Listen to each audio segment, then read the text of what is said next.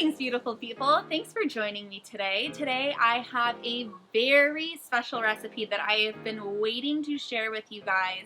I've been kind of workshopping it the past few weeks, trying to perfect it, and I finally think I got it. If you've ever been to the Bay Area, have lived here, visited, whatever, spent time in, you've more than likely heard of Philz Coffee.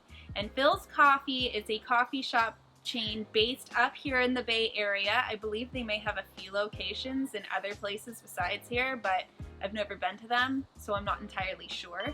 But they are most well known for a coffee drink called the Mint Mojito. And that's the coffee recipe that I finally was able to come up with. So the Mint Mojito does not have any alcohol in it, just so you know. It is a coffee-based drink that's infused with mint, and as they like to say, it's made sweet and creamy. I do believe that my recipe is actually pretty darn close to the actual taste of a mint mojito if you were to go visit Philz Coffee. So while we're staying home, I have this recipe that you can do at home until we can get back into the coffee shop and purchase one for ourselves. So let's jump into it. To start, you're going to want to take some instant coffee granules. Take about a tablespoon, more if you prefer more coffee. I'm using decaf in this, but you can use regular. Next, take a granulated sugar and put about a tablespoon into a bowl. I'm using less here because I'm making this particular cup for my boyfriend who prefers his coffee less sweet, so you can add more or less depending on how sweet or bitter you prefer your coffee. Next, you're going to take about 6 or 7 large leaves of fresh mint and place those into the same bowl that you just placed your sugar. You'll see why in a moment. Grab a muddler. I'm using a rolling pin in this particular video because it's all I had available. And you're going to finely mix the mint into the sugar. So you're creating somewhat of a mint sugar. This is what's going to give the coffee that wonderful minty flavor that you usually experience in a mint mojito. Continue to muddle the mint and the sugar together until completely combined.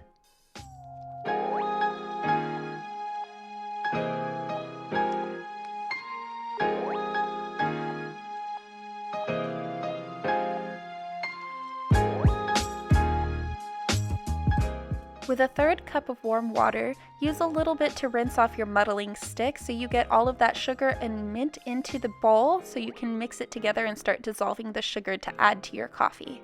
I'm using the bottom of my tablespoon so that I can actually get the sugar dissolved and everything mixed into the water. Then with a fine mesh strainer, I'm using an infusing bulb, but that's all I had available. Pour the mix of the water, sugar, and mint through it. It's going to catch all of the mint so none of it winds up in your coffee because no one wants to drink mint leaves. Pour the rest of your water into the bowl to get all of the sugar out and pour it through the strainer just so you get all of the sweetness that you can out of it. With your muddling stick, press gently onto the mint leaves to push out all of the remaining liquid that may still be stuck inside of them. With a handheld milk frother, place inside the liquid and just start to blend.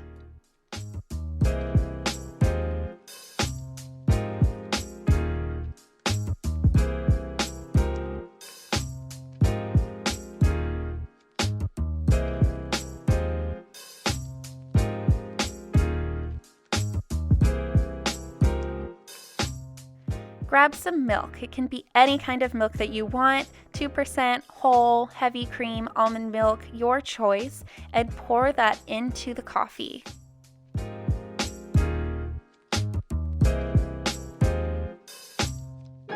Hopefully you left enough room for ice.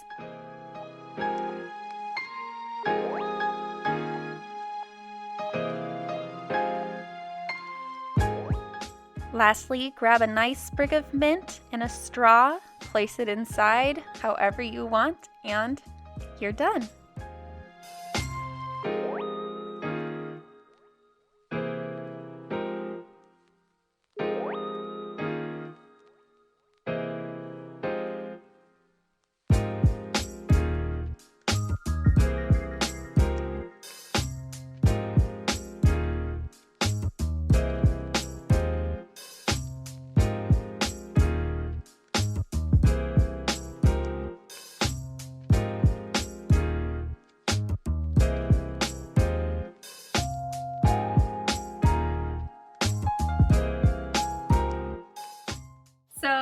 I made 2 coffee drinks, one for me and one for my helper, the one who did the camera work for this. Thank you, Ken.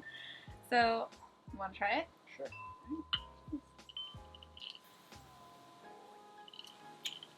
What do you think? Good. Good? Tastes like mint mojito? Mm-hmm. Awesome. If you want to try this at home, please do. This is an easy recipe for us to just make at home until the stay-at-home order is lifted and we can go back and buy some from Philz Coffee itself because that business is fantastic and we want to support them. But until then, enjoy drinking.